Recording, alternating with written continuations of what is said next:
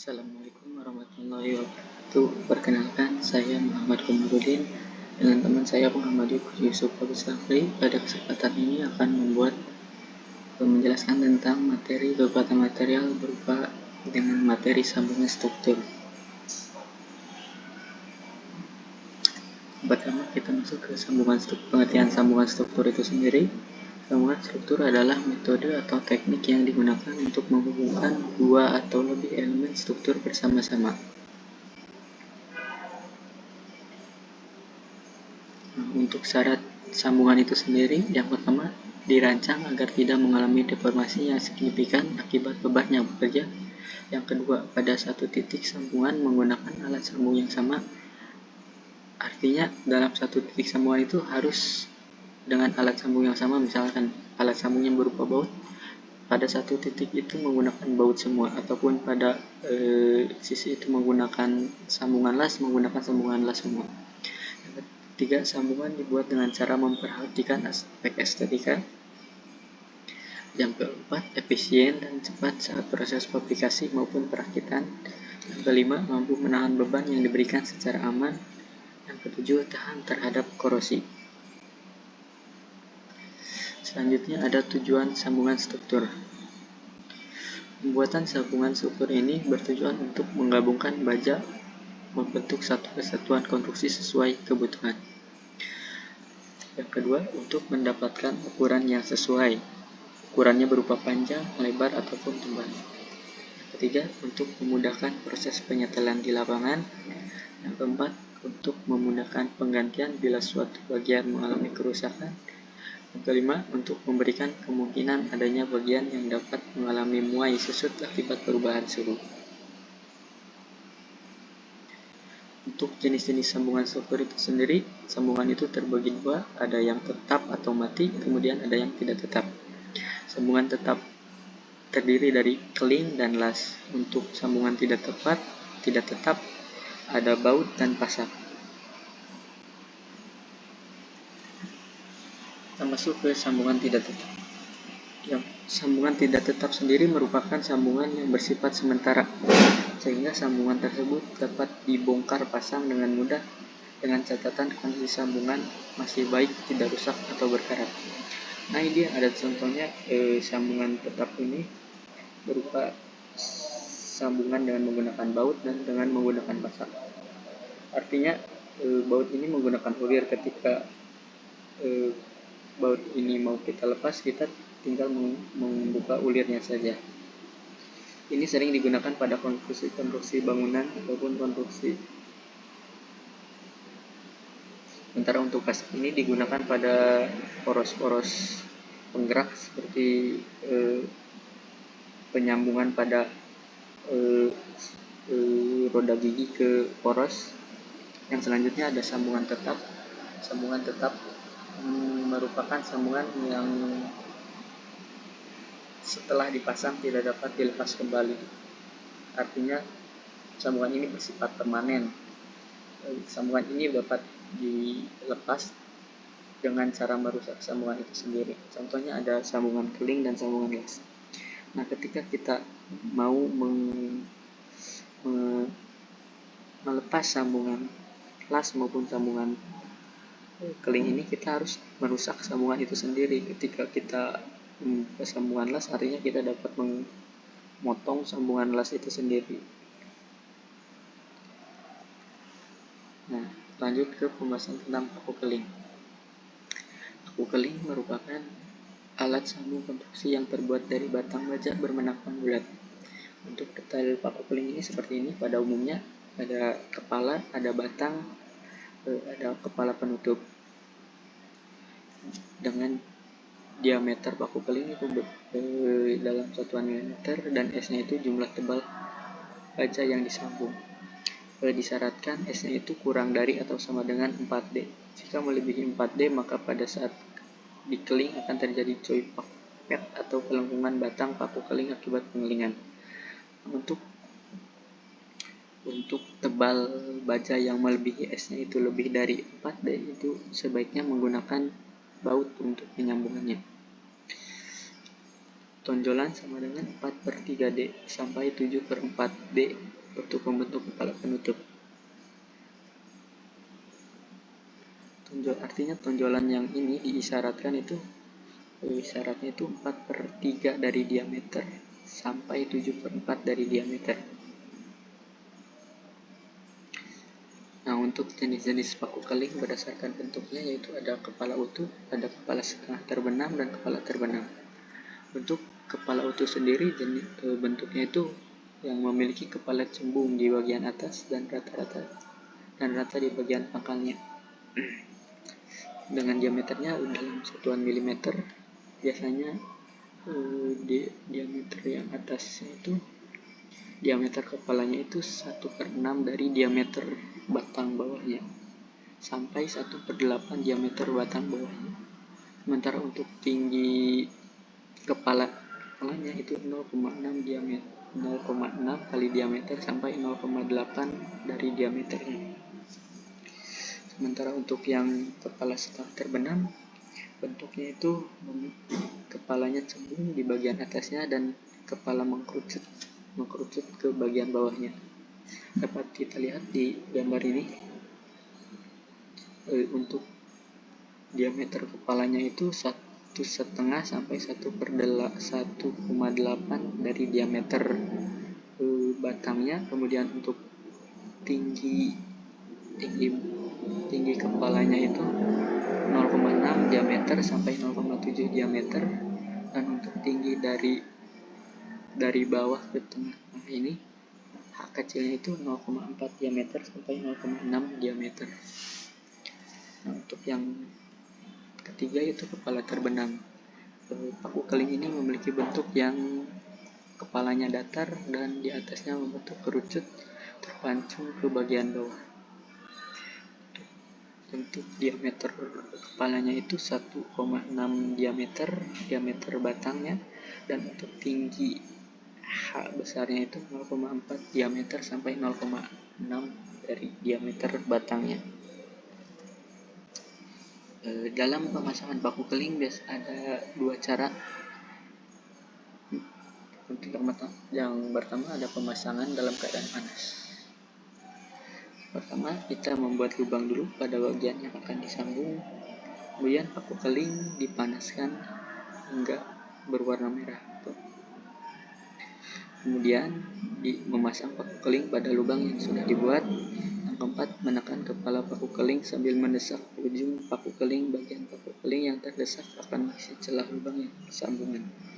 Yang kelima, mendinginkan sambungan paku keling. Biasanya untuk pemasangan keadaan panas ini memerlukan alat pemukul seperti palu ataupun alat pukul lainnya. Dalam pemasangan keadaan panas ini akan menimbulkan kebisingan karena pukulan palu yang menekan kepala palu itu.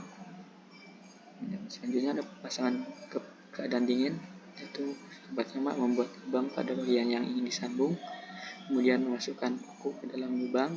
Ketiga, menekan kepala paku dengan mesin press atau bisa dengan tang ripet. Yang keempat, memotong bagian ekor. Penggunaan pemasangan keadaan dingin ini biasanya pada benda-benda yang tidak memiliki beban yang digunakan sehari-hari, yang tidak memiliki pembebanan yang tinggi gitu. Biasanya pemasangan keling yang dingin ini pada alat-alat dapur seperti panci ataupun sodok sampah dari plat besi. Nah, untuk pemasangan keadaan panas ini biasanya untuk konstruksi-konstruksi yang berat seperti jembatan, konstruksi bangunan gedung itu biasanya menggunakan pemasangan keadaan panas. Namun untuk saat ini pemasangan paku keling keadaan panas ini udah mulai ditinggalkan karena prosesnya yang sudah cukup rumit, digantikan dengan pemasangan sambungan menggunakan baut. Kemudian ada jenis-jenis sambungan paku keling. Yang pertama ada lap joint, kemudian ada butt joint. Untuk lap joint itu umumnya digunakan pada plat atau komponen yang saling bertumpuk antara satu dengan yang lainnya. Lap join itu ada single repeat lap join, kemudian double repeat lap join,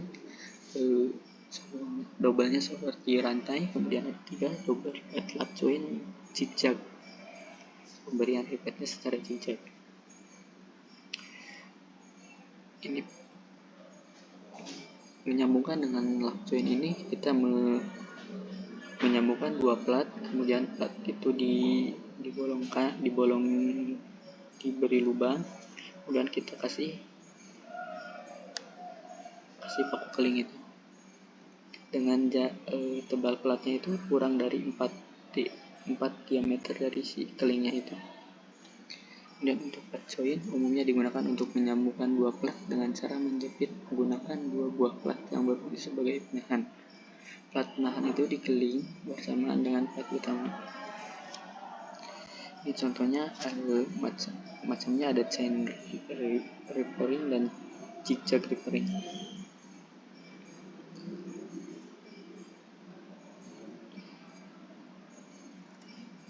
Nah, untuk kelebihan dan kekurangan sambungan paku keling, yang pertama kelebihan dapat digunakan untuk logam eros. Tadi dapat digunakan untuk alat-alat dapur seperti panci.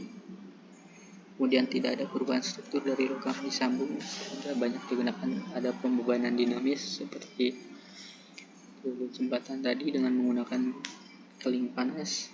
Kemudian lebih tahan korosi dibanding sambungan baut. Tidak ada longgar karena adanya getaran atau bukan kejut, karena material keling itu mengisi celah-celah kosong lubang yang tadi itu. Kemudian kekuatan kelelahan lebih baik daripada sambungan las. Kekurangannya membuat tegangan terkonsentrasi di dekat lubang. Kemudian pencengkraman tidak sekencang sambungan baut. Dan yang tadi kekurangannya itu menimbulkan bising ketika proses pengelingan.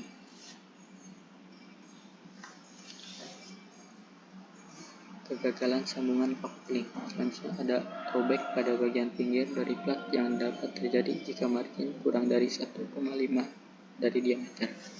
Nah, umumnya margin itu lebih dari atau sama dengan 1,5 dari diameter.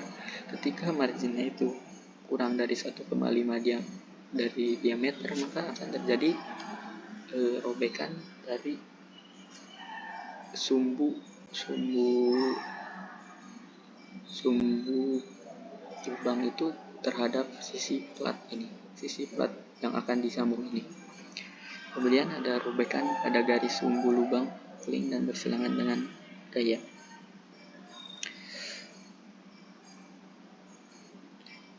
Yang selanjutnya adalah kerusakan sambungan paku keling karena beban geser. Yang selanjutnya adalah kerusakan sambungan paku keling karena lubang paku keling berbentuk opal sehingga sambungan menjadi lepas.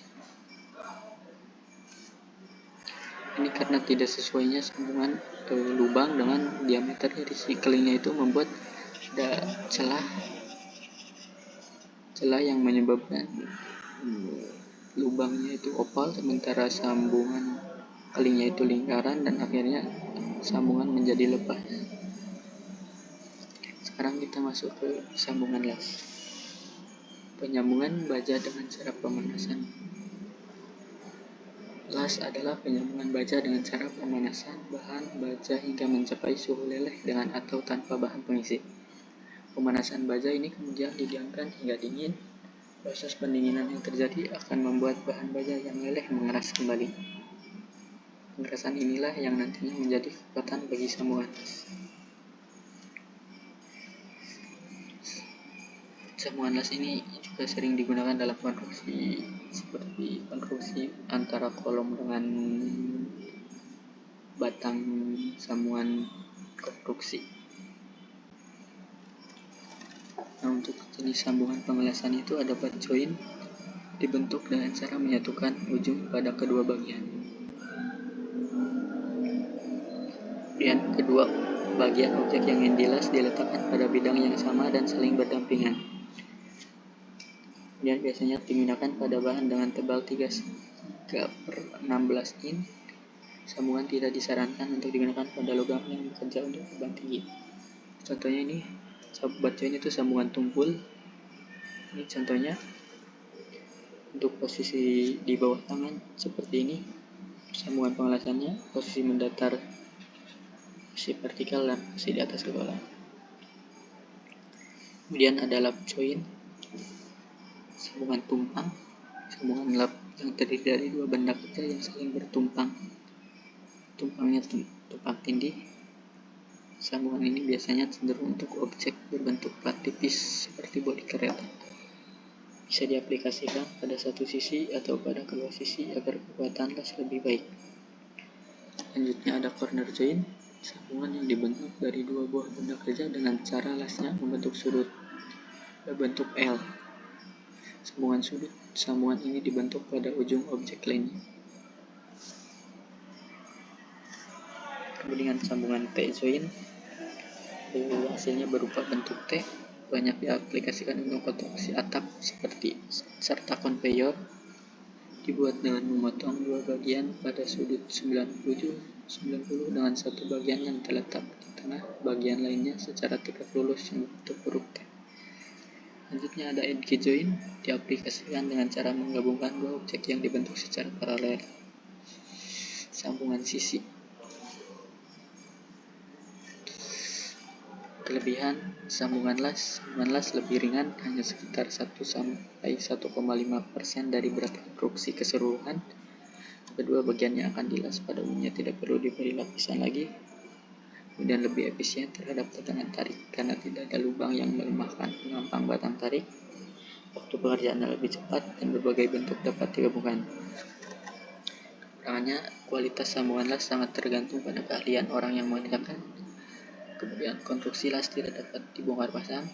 Perubahan meteorologi terjadi di sekitar area yang terpengaruh panas. Keempat, kemampuan penahan getaran yang buruk.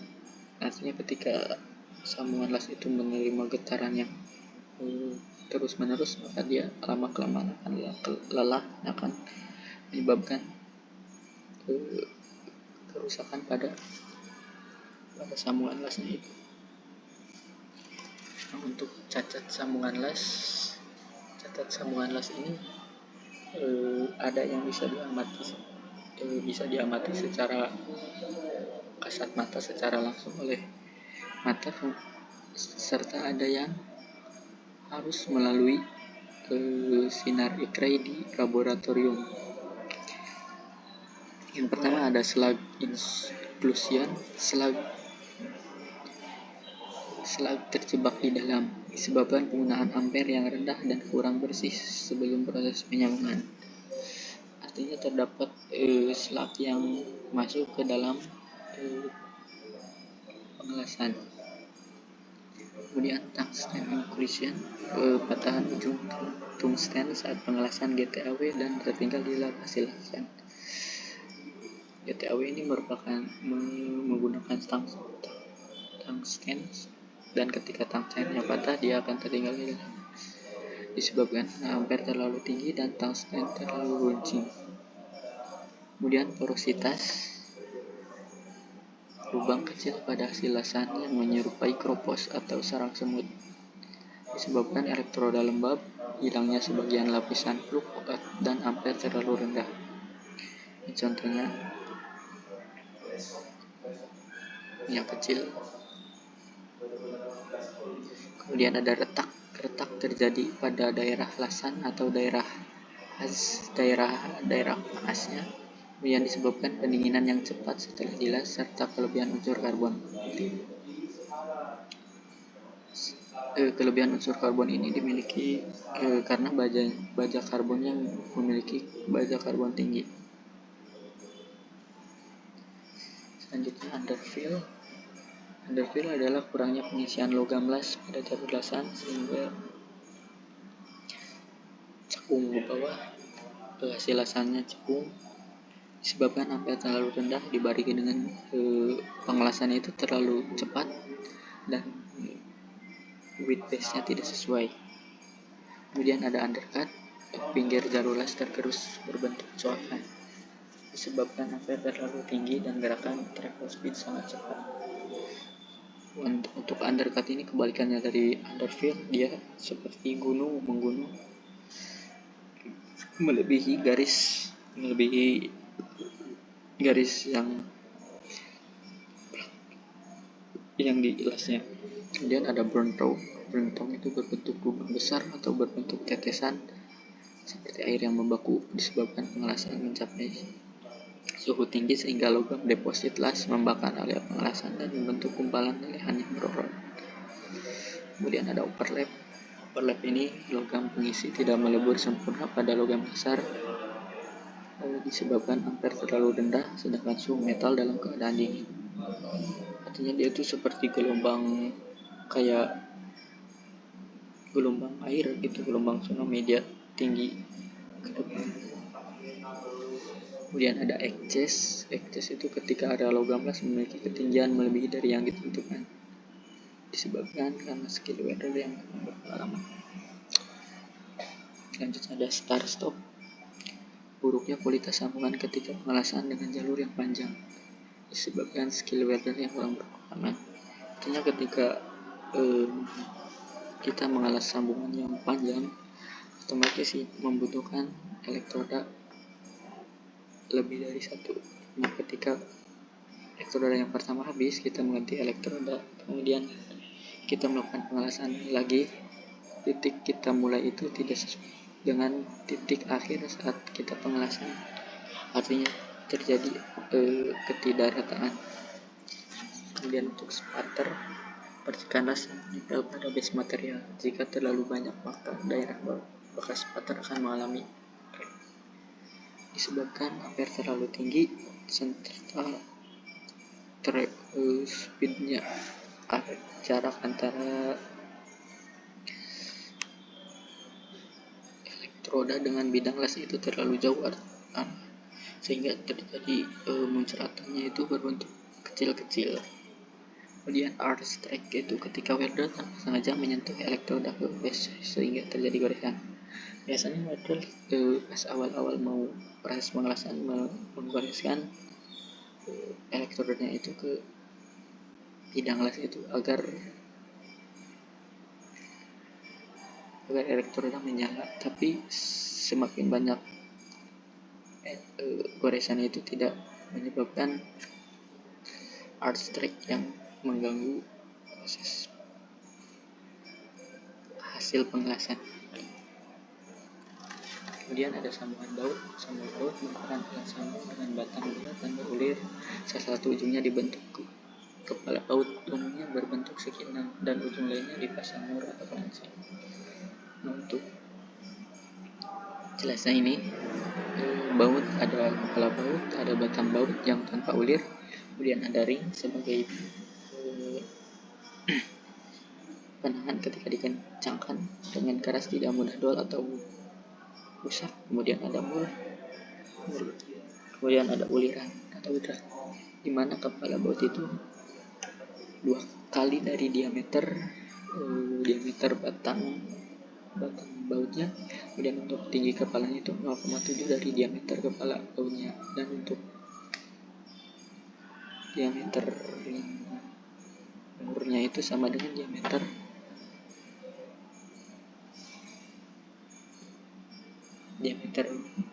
bautnya.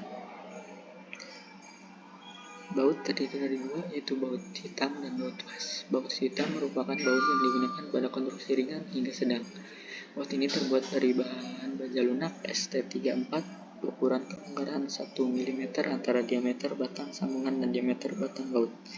Baut ini tergolong baut mutu normal di mana berspesifikasi ASTM A307 dan terbuat dari bahan baja karbon merah.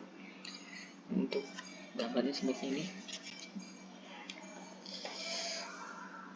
Baut hitam dan baut tuas itu sama aja, namun dari bahan yang berbeda dan penggunaannya juga berbeda. Baut tuas merupakan baut yang digunakan untuk konstruksi berat seperti jembatan.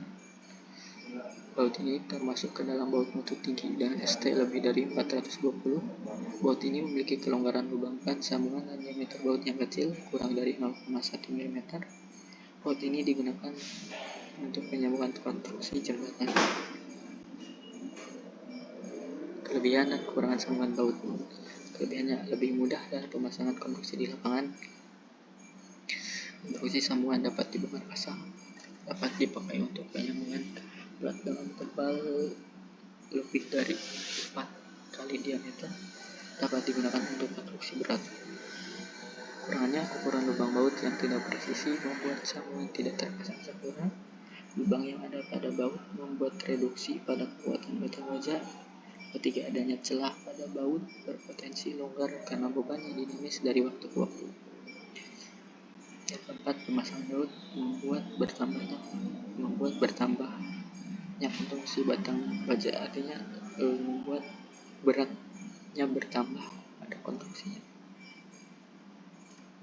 Untuk kegagalannya itu ada robek pada daerah sambungan,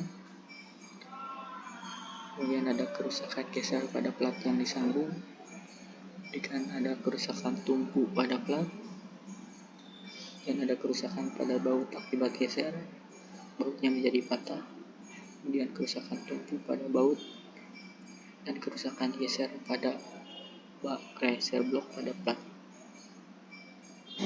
Yang terakhir ada pasak. Pasak merupakan sepotong baja lunak mid steel berfungsi sebagai pengunci yang disisipkan di antara poros dan hub sebuah roda puli atau roda gigi agar keduanya tersambung dengan pasti sehingga mampu meneruskan momen putar. Pemasangan pasak dilakukan dengan membenamkan pasak pada